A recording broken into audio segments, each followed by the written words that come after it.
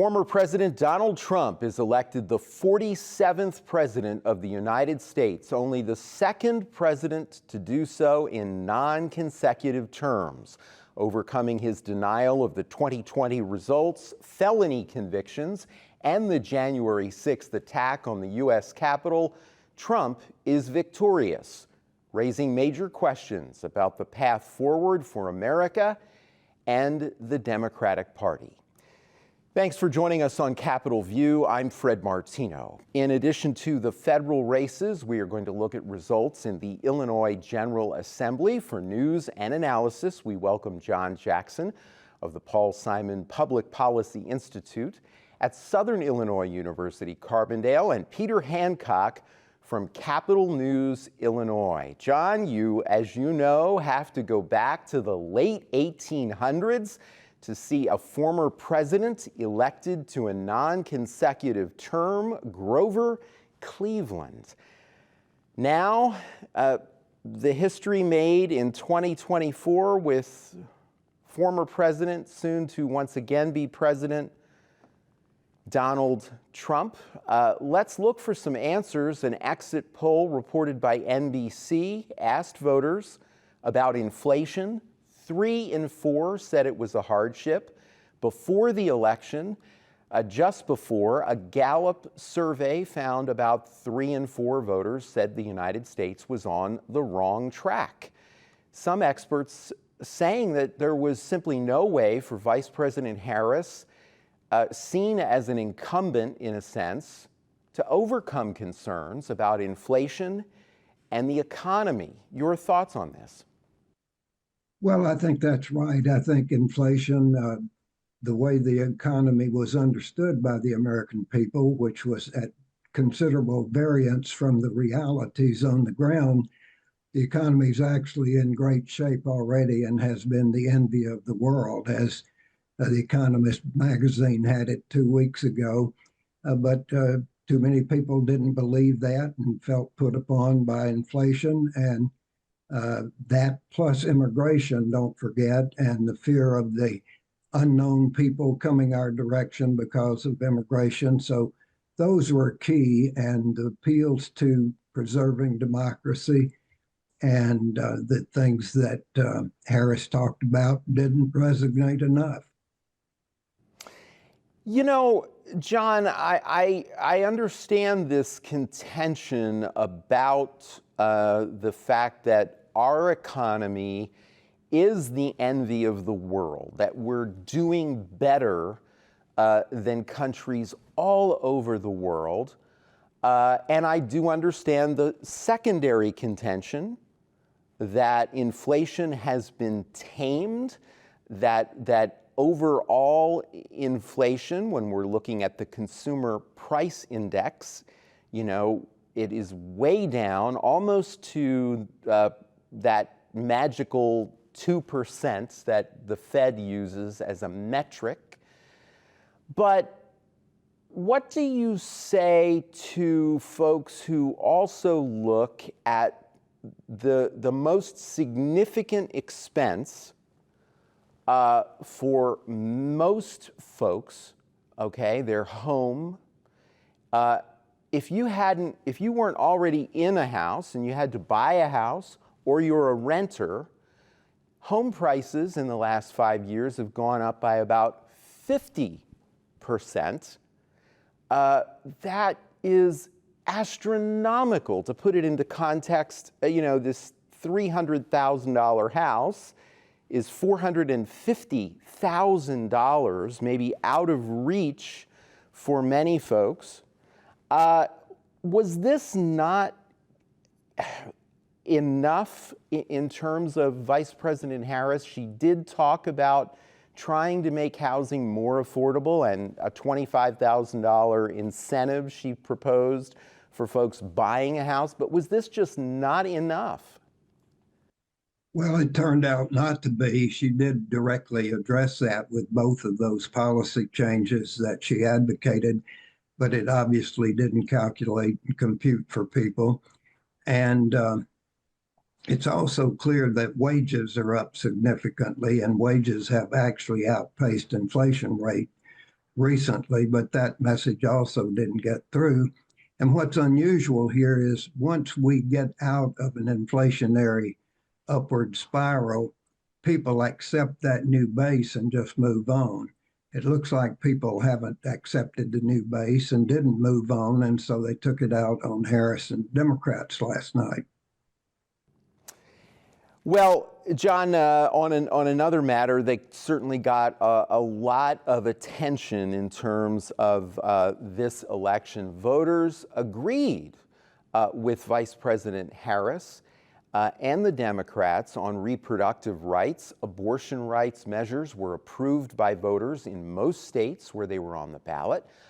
I heard one analyst, as we're taping this, though, contend that some people who voted for those measures in certain states may have thought that it was then safe to vote for Trump for president. And in other words, maybe their contention was, I'm protected by state law on reproductive rights. Your thoughts on that?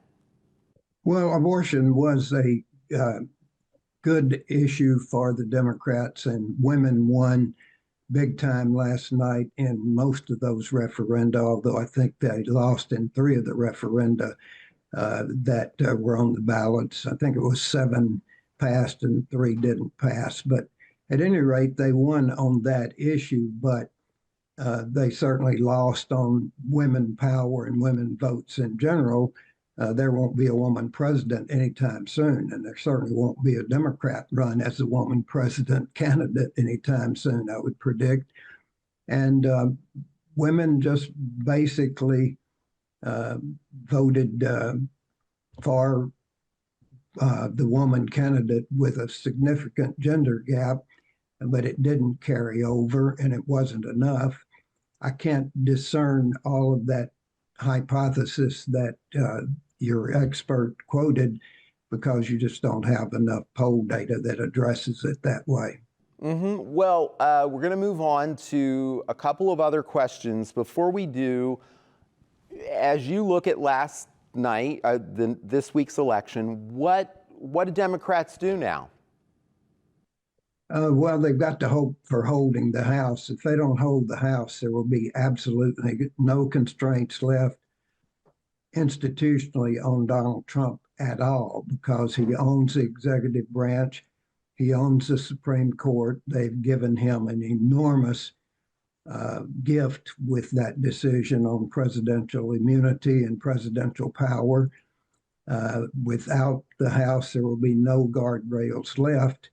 And if the Republicans control the House, there will be no constraints left on Donald Trump except his own internal character.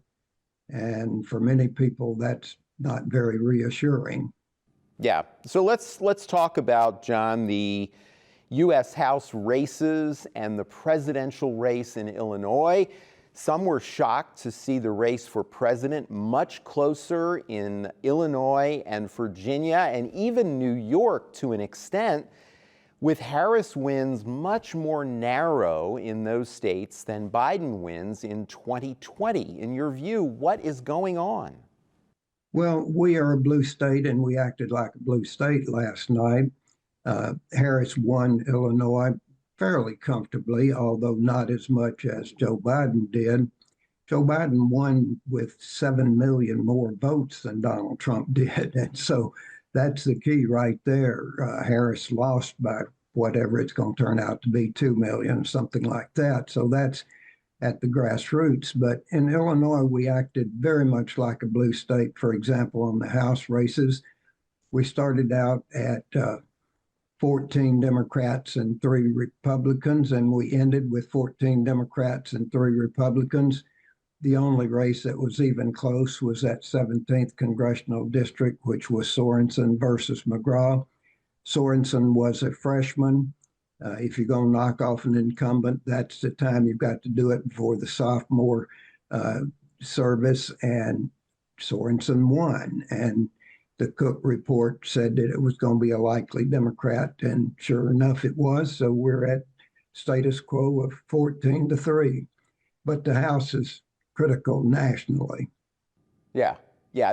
So not as much upheaval in Illinois as in some other states. John, the Democrats, as you've already noted, lose the U.S. Senate, including longtime incumbent Senator Sherrod Brown in Ohio. I'd heard this week he, in addition to putting up a very solid fight, he raised more money than he'd ever raised. $84 million was the report that I heard on NPR. But he still lost. What reflections do you have on what we know about the national results, including the U.S. Senate as a whole? Well, he and Tester in Montana were critical. You can't get more red state than Montana, and now Ohio has become a deep red state, and they just had too many headwinds. They needed for Harris to do better, although not win, but she didn't do better in Montana or Ohio, and it was just a situation they were in, and there went the Senate. What a night! What a night! What an election night! One that was surprising for so many people on so many levels. Peter, I want to move now to races in the Illinois General Assembly, the races that stood out to you, and the overall picture. Well, I thought the overall picture was quite a contrast with the national story. I think the message you're hearing on the national level is that voters wanted change, especially when it comes to the economy and immigration. In the General Assembly, in the statewide races, they wanted no change.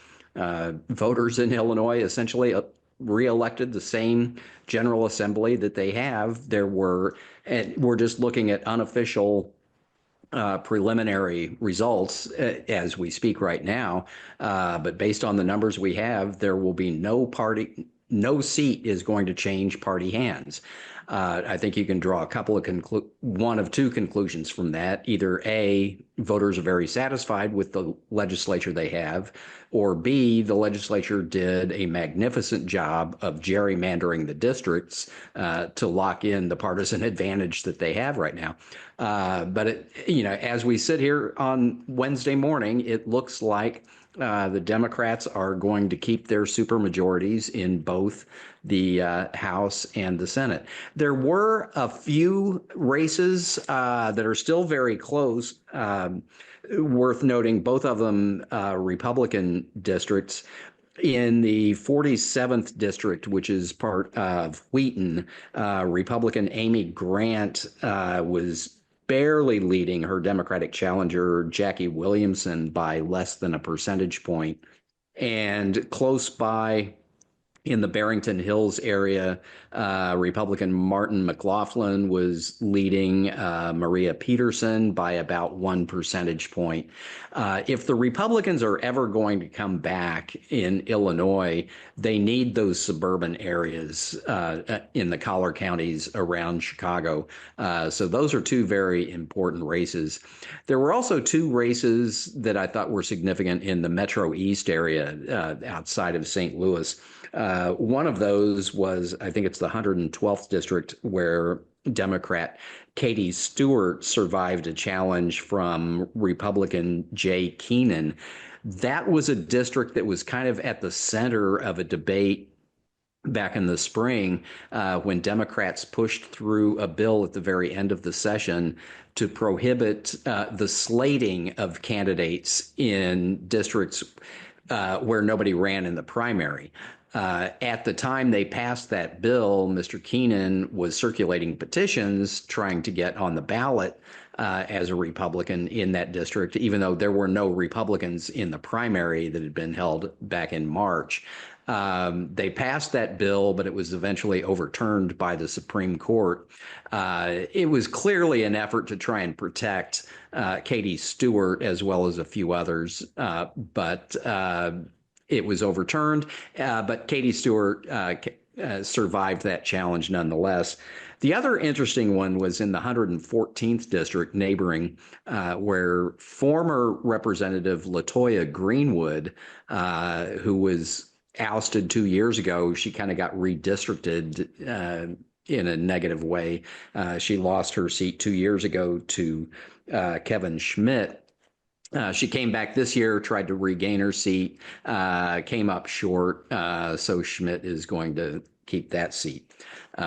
So those were the key legislative races that I was looking at throughout the night. No changes on the Senate side, and no real changes on the House side either. So things are going to stay the same.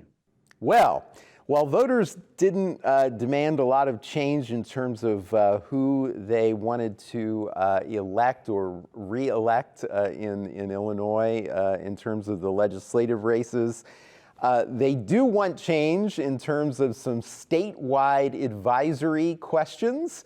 These are just advisory. They don't have any effect on their own, but they could lead to legislation. Let's go through those advisory questions and how voters responded. I think the one that was getting the most attention was the so-called millionaire's tax. It would require a constitutional amendment to allow the state to levy like an additional surcharge or an additional tax of 3% on income over $1 million a year, with that money being earmarked in one way or another for property tax relief. That one did pass, appears to be passing by about a 60 to 40% margin. Republicans, I think, tried to really liken that to the failed attempt to levy a graduated income tax a few years ago, which had failed at the polls. Even though I think it had passed in a non-binding advisory opinion earlier. So again, it's non-binding, but it does kind of send a message to the General Assembly that there is a sizable percentage of the voters who would like to do something to provide property tax relief, which really, property taxes really are, I think, among the most despised taxes that state governments can levy. Another one that was on the ballot was to allow for civil penalties against elected officials who engage in election interference. That passed by a pretty wide margin. I think was passing about 89 to 11%. And then there was one that was kind of billed as the Reproductive Rights Amendment in Illinois. This would have been an insurance mandate to require health insurance companies to cover reproductive health treatments, including in vitro fertilization. And that one was passing by about a 72 to 28% margin. So those were three really interesting topics. The income tax proposal, I think, is one you're going to have to look at real carefully. It was drafted in a very broad, sort of general way, and it had the backing, I think, of former Governor Pat Quinn. Yes. Was pushing for it. But I think, when you put an actual constitutional amendment on the ballot and people see more specifics of it, the outcome might be a little bit different. I think we just have to wait and see. We will be watching. Well, finally, Peter, some Illinois counties voted on secession from the state. We should say some legal experts contend that's not possible, even if voters approve. What did voters say this year? Yeah, it is important to note that states are admitted to the Union by an act of Congress, which is, territories would submit proposed constitutions to Congress. Congress would vote them up or down. And so this is not how states get admitted to the Union. There have only been a couple of examples, and you have to go way back in history, of when states split to form two separate states. That's how we got the states of, I think, Maine and West Virginia. Nevertheless, I think these appeared to pass in a number of areas, and I think you can take away kind of a cultural message. Chicago is obviously, the 800-pound gorilla in the room when it comes to Illinois state politics. Cook County and Chicago wield a lot of weight, causing resentment in other more conservative areas of the state, especially, downstate in southern Illinois, the Metro East area, which is becoming more and more conservative, parts of eastern Illinois, where, I think there was a resolution in the General Assembly a few years back from the group known as the Eastern Bloc, the very conservative Republicans from Eastern Illinois, wanting to, saw off Cook County as a separate state, so that Republicans would stand a chance in trying to govern the rest of the state. I think there is a real cultural divide between northeastern Illinois and downstate Illinois, and this is kind of a reflection of that. It might be, it's certainly something for people to listen to and pay attention to when you're talking about trying to create unity within the state. But again, in terms of practical impact, it's really just an academic exercise. Illinois is not going to split into two states. Yeah, very interesting, nonetheless, especially with the context of the national election this year. John, we wrap up with this. It's been overshadowed by the election, but the Illinois Governor's Office of Management and Budget published its mandated 5-year budget projection, and there is very bad news for the state to the tune of a projected $3.16 billion deficit in the coming fiscal year, which begins July 1st. You have the entire report. What do you make of it?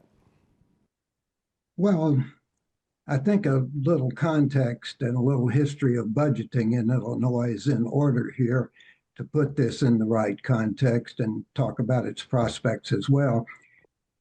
In the 21st century, Illinois government ran in the red almost every year, in spite of having a constitutional mandate to balance the budget.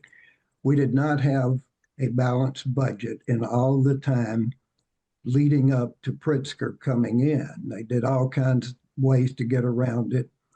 And at the end of the Rauner administration for 2 years, we didn't even have a budget at all. And so when Pritzker came in, he and the General Assembly teamed up and they decided we were going to balance the budget. And people don't understand, we have had 7 straight balanced budgets in Illinois. And it took a lot of strain, it took a lot of work, but that's what we've done. And the payoff for that is we've been upgraded by the New York bond houses on our credit rating. I think it's 7 times now. We were just one above junk bonds. Now we can borrow money, and we can borrow money much more cheaply because of those upgrades. Number 2, we paid off debt by paying off some of the borrowed bonds and got the interest advantage of paying off that debt. Number 3, we contributed the required contributions to the pension funds and actually contributed more to the pension funds than we had to. And finally, we replenished the rainy day fund, which was totally depleted. So my take-home message here is Governor Pritzker and General Assembly have done this 7 times, and ultimately they'll have to do it an 8th time. There will be some unpleasant parts of it because, as you pointed out, there's a $3 billion gap. But this is the governor's own people that came up with this projection, and they projected slowdowns that are going to impact negatively on the revenue side. So add that to the fact that they've, number 1, always been very true and very right in their projections, and number 2, COGFA, which is the legislative arm that does the same thing, has also been with the governor's office on making these projections. So these are serious people doing serious things. So we're faced with, number 1, cutting cutting some of the services, or number two, raising some tax and revenue sources. That's where that millionaires tax comes back into play as one possibility. But number two on that possibility, I'm sure the Pritzker administration and the governor look back and say, oh boy, we really should have passed that graduated income tax bill, but it didn't pass. And so somebody is going to have to make some hard choices now to get that $3 billion under control. Yes, we'll be talking about what those choices are, I'm sure, in the weeks and months ahead, but the warning is out there. Gentlemen, what a week, what a year, what a decade. We are out of time. John and Peter, thank you for joining us and for putting all of this into perspective for us. Thank you for having us. Thank you. Good to have you both with us. Stay with WSIU and WSIU.org for the latest post-election news. I'm Fred Martino. Thank you for being with us this week. Hope you have a good week ahead.